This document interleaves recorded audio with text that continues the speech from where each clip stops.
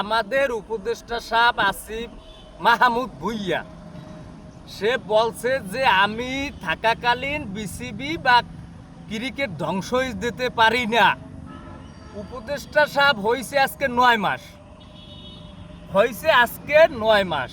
9 মাসে বাংলাদেশ যত দলের লাগি খেললো তারা বলল যে আমরা সামনের দিকে ইনশাল্লাহ ভালো করব, কিন্তু প্রশ্ন হইলে যে উপদেষ্টা সাহেব আপনি 9 মাসে যদি খেলাই দেখাইতেন তাই এই 9 মাসই তো দেখাইতেন, হেলে তো আর সামনের টার্গেট লইয়ে খেলতে হইতো না।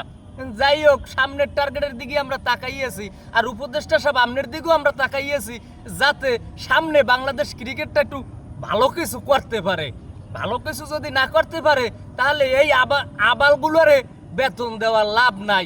এর সাইয়া কিছু এই দেশে কিছু শিক্ষিত পোলাপান আছে যারা পড়াশোনা করিয়া বেকার, এই বেকারের বোঝাটা একটু কমাই দিয়েন। কারণ হয়েছে বেকারের বোঝাটা এই কারণে কমাইবেন, হ্যালে চুরি ডাহাতি ছিনতাই এই দেশে হইবে না।